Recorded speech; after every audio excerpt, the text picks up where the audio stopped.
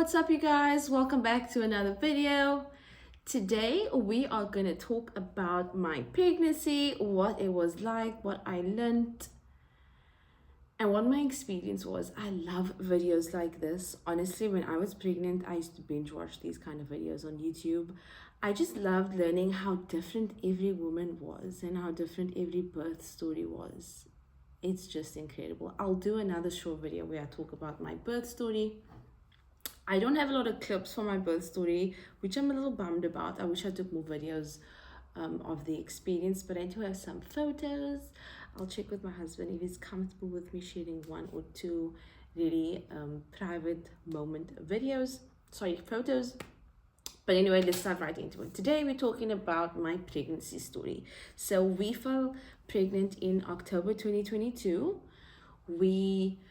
A month before that, we were both like, oh, we don't know if we want to have kids, not really feeling it, we love our life, and lots of selfish talk, right? If you're honest, you can relate, okay? And then we both got a word from God. In his private time, God told him, the time is now, there's a baby coming. And in my private time, God told me the same thing. And I was kind of nervous to tell him because we just had this conversation the other day, and vice versa. And so one day we were in the kitchen having a conversation, and just randomly I was like, oh honey, I feel like God said we can have a baby soon. And he looked at me and he was like, what? God said the same thing to me. And we were like, what's happening? We're going to be pregnant soon. And I promise you, we tried once or twice and we were pregnant. Before I even took a pregnancy test, we walked into church one morning, and one of my best friends, like, she is an amazing woman of God, Google, she walked up to me and she said, I'm looking at your stomach and I'm just seeing a baby. And I was like, babe, we just started trying, like, I'm sure there's no baby in there, but thank you for the encouragement. I just thought it was crazy that she knew because we didn't speak to anybody. And lo and behold, we were pregnant. So she prophesied over us. She saw the baby before we saw the baby. I know that sounds weird and might be a little bit creepy, but the more time you spend with God and in his word, you understand that there are certain people who have those gifts. I don't want to be insensitive. I know that there are people who struggle to fall pregnant, and we tried once or twice and we were pregnant. I'm just sharing this and hoping that if you are watching and you have that kind of struggle or experience right now, that this will give you hope, that if God gave you a promise that you are going to have a baby, he will bring it to life. Okay, next point is I started dressing differently for church because we, unfortunately, I'm going to try not to cry, we unfortunately had a miscarriage in 2021. And so I didn't want to get too excited. I was like, okay, cool, we're pregnant, let's just chill, let's not talk about it, let's not do anything about it, let's just be cool about it. Anyway, I started dressing differently at church for a few months, and I assumed that no one was noticing this, like, who pays that much attention to what I wear, is what I was thinking. I was wrong. We went to the doctor, did all the checks, we were pregnant. Went back, found out we're having a girl. And so we had like a little announcement party in January of this year to tell all our friends, and everybody knew. They knew so well that they had prepared cupcakes and baby gifts. So much for me hiding it. They all knew. They were like, dude, you don't dress with so much baggy clothes, so your outfit started changing, and we were picking up. We were just being respectful and giving you time, but it was so cute. I will add the clip in now. So it's not that. First of all, thank you everybody for coming today. It's so good to have all of you in the same room. Yeah, we like I feel like it's been months since the last time we were all together. So we have something exciting we want to share with all of you because we consider you guys family. Oh, and we love you guys so much. I'm just nervously leaving my water, guys. Do you want to open the box? Okay, I'll open the little thing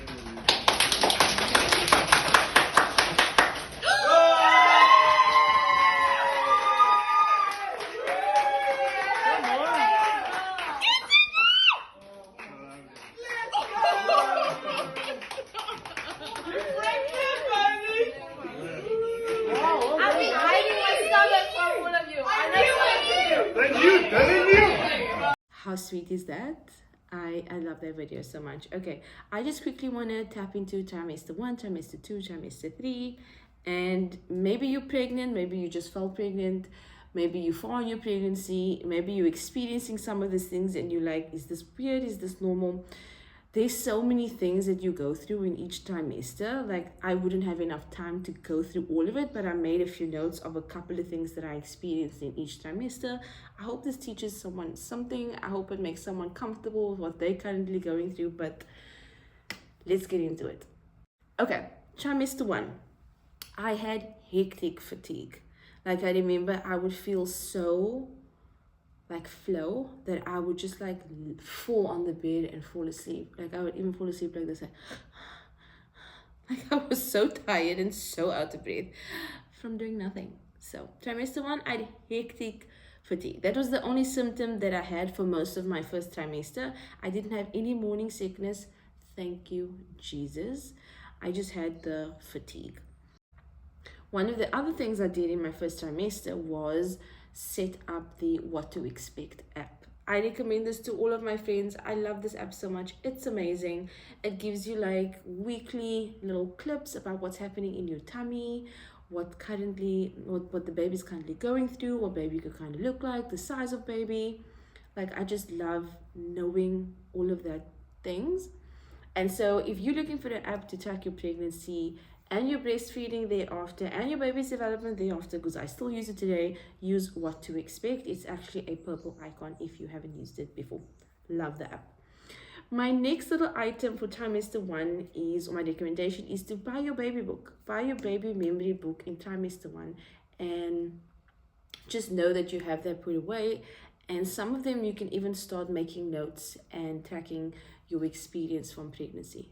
I didn't have any, I can't remember what it's called, but it's called a food regression or food something, like things that you normally eat that makes you feel nauseous when you eat during pregnancy. I had none of that. I ate everything. I ate spicy things, I ate sweet things, I ate everything. I had no limits. I was like, I'm pregnant, I don't know if I'm gonna have multiple kids, I'm gonna have the time of my life, and I ate everything. I started showing only around 5-6 months. So for most of my pregnancy, I was really tiny. And so I didn't actually need to buy maternity clothes. I think I bought like 2 flare out like loungewear pants that I mix and match with a bunch of different things. I could wear my jeans for like a really long time. And if you don't know, there's an elastic little trick that you could do. So you loop it into your jeans button. Like, you loop it around the button and you put it through the hole and you float over. Check TikTok, you'll find it.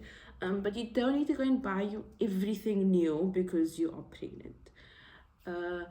I was pregnant for most of summer, so that was really easy. I could wear all my cute dresses, all my cute shorts, even my shorts. Like, I had a lot of oversized shorts, so they fitted me really well while I was pregnant. So don't waste money on maternity wear. First of all, I don't like maternity wear. I find that most shops locally, like, I couldn't find anything flattering. I even struggled to find really beautiful underwear and breastfeeding bras locally. So, like, I bought normal clothes. I just upped the sizes a little bit. Like I said, I bought a couple of pants. I think I bought one little stretchy jeans, like a jegging, which I still wear now, which is interesting. I bought a couple of striped loose stitchy tops, and that was it, guys. I wore all my hoodies. I wore obviously my jackets, all my other pants. But that's just my style. I'm very like casual, cute style, and sometimes I'll dress up. But for the most part, my wardrobe was perfect for pregnancy. So grateful for that. Another thing that I started doing my second trimester was I started building the registry. I started making lists of everything that I need. So what do I need for the house? How do I sort out and prepare the house? So, like, we started emptying out some of our cupboards. We started getting rid of things that we don't actually need, making space for nappies and wipes and baby clothes. And also at the beginning, you get a bunch of baby items that you don't use immediately. You need somewhere to store that. One of the tasks on my list was to make space in the house for storing baby things. So that was something that no one told me that came in really handy to do really early on. And then I felt like mentally and emotionally I was making room and space for this baby to arrive. So in our bedrooms we opened up some cupboard space. Even in the kitchen, I have 2 shelves in the kitchen that I opened up just for her. So like when the bottles came, when the sterilizer came, where all the little container came, where all the any medicines you buy, like anything like that that you want to keep in the kitchen that you feel are kitchen stuff, even like the baby food bibs, the baby little bowls and spoons and all those things that I got, I needed a place to put that. And so opening up a cupboard for her in the kitchen was super helpful, and then also whichever cupboard space I could start opening up for us. Also, we were staying at a 2-bedroom up until like a month ago, so we both had to give some of our cupboard space up to store things for the baby that was coming. The baby that's now 10 months old. Oh my gosh, almost a year, can't believe it. Okay, another note from my experience was that I ate everything. So I ate strong food, I ate fish, I ate like everything. I stopped drinking fizzy drinks and a lot of sweet sugary stuff a while ago. I eat a lot less sweet things now. I try and do like a vegan sweet option where I can, or a healthier sweet option where I can. Not that I don't eat junk, sometimes I do. Live your life, enjoy your life. But fizzy drinks I gave up a long time ago, and then during my pregnancy I allowed myself to have like 1 or 2 cans of Coke a week. So I even had some caffeine. I never used to be a coffee person, so there was no coffee in my diet. Let me know below if you drank coffee during your pregnancy, and could you keep drinking it, or did you have to stop? Some people love coffee and then they actually despise it during the pregnancy, so let me know. Another thing that I could highly recommend is starting a journal.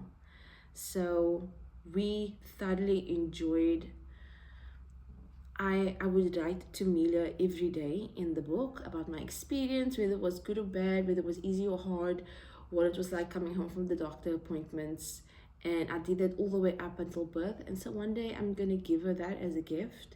And I just think that's so cool and so sweet to know what my mommy went through when she was pregnant with me. I just think that's the cutest thing ever. So I have that put away for my day when she's big, maybe when she's 18 or 15 or something. I don't know, we'll see. And then no one tells you, TMI, no one tells you that your discharge changes and that it increases. And when you're pregnant, you are just, everything's heightened and you're taking note of every single thing that's happening in your body, you know?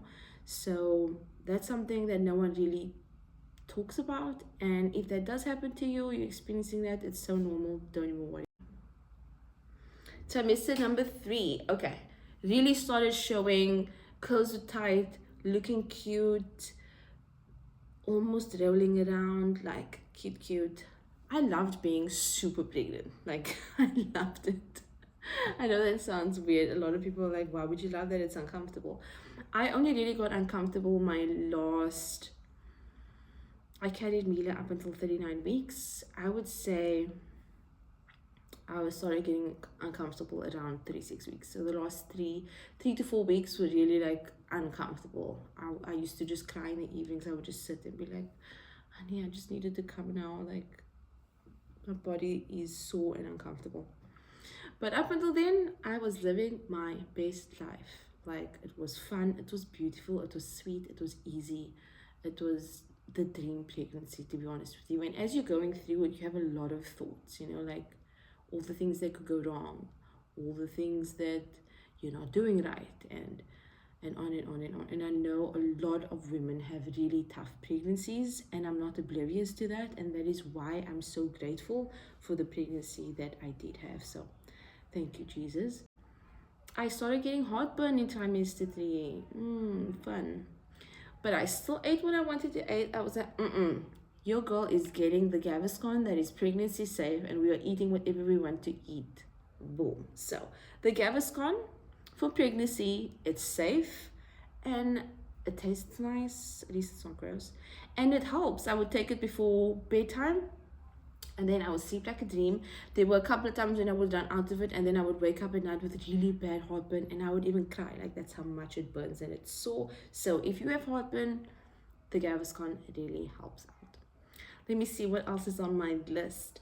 Walking started getting harder. So that's fun because I love walking. That's like my jam. So walking started getting harder. Sleep started getting more uncomfortable.